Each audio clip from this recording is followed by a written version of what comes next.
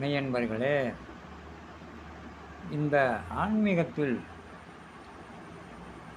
மௌனம் பெரிதா இல்லை சத்தம் பெரிதா அப்படின்னு ஒரு கேள்விக்குறி.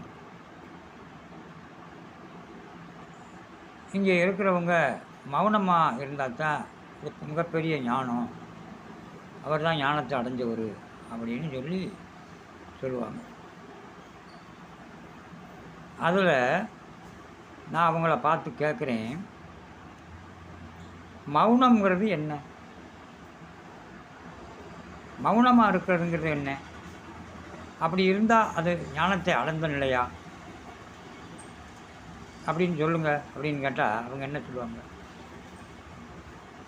இந்த உலகத்திலேயே மௌனம்ங்கிற நிலை கருவறையில் இருக்கிறது. தாயினுடைய கருவறையில் இருக்கும்போது தான் ஒரு குழந்தை மௌனமாக இருக்கும். அந்த கருவறையை விட்டு வெளியே வந்துருச்சுனாலே அந்த மௌனம் களையப்படும். அந்த குழந்தை கருவறையிலே இருக்கிறதுக்காக உற்பத்தி ஆச்சு? கிடையாது. அது இந்த உலகத்திற்கு வந்து இந்த உலகத்தில் வந்து அது என்ன செய்யணுமோ, என்ன செய்ய பிறந்திருக்கோ அதை செஞ்சுட்டு போகிறதுக்கு தான் அந்த குழந்தை வந்து வெளியே வருது. அதே போல் இந்த உடம்புக்குள்ளே இருக்கிற ரகசியத்தை கண்டுபிடிக்கிறதுக்கு தான் மௌனம். கருவறை ரகசியத்தை கண்டுபிடிக்கிறதுக்கு மௌனம்.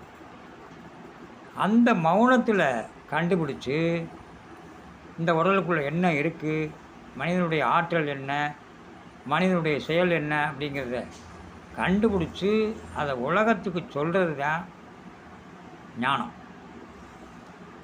ஞானம்ங்கிறது வந்து சப்தம், ஒலி ஓசை சப்தம்தான் ஞானம். ஒலிங்கிறது மௌனம், ஓசைங்கிறது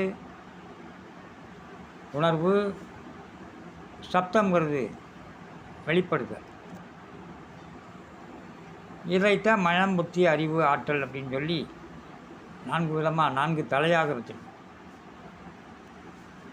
அந்த மௌனங்கிறது மனம். அந்த மனத்திலிருந்து தோன்றியது உணர்வு, அந்த உணர்வுலேருந்து தோன்றியது சப்தம், அறிவு, சப்தம், வெளிப்பாடு. அதுதான் ஞானம். இப்படி வெளிப்படுத்தக்கூடிய ஞானத்தை மௌனமாக இருக்கிறது தான் நல்லது அப்படின்னு சொன்னால், அது மௌனமாக இருந்து அந்த ஞானத்துக்கு என்ன மதிப்பு? இப்போ விதை இருக்குது, விதை வந்து மௌனமாக மூடின மணிக்கே இருந்து போச்சு.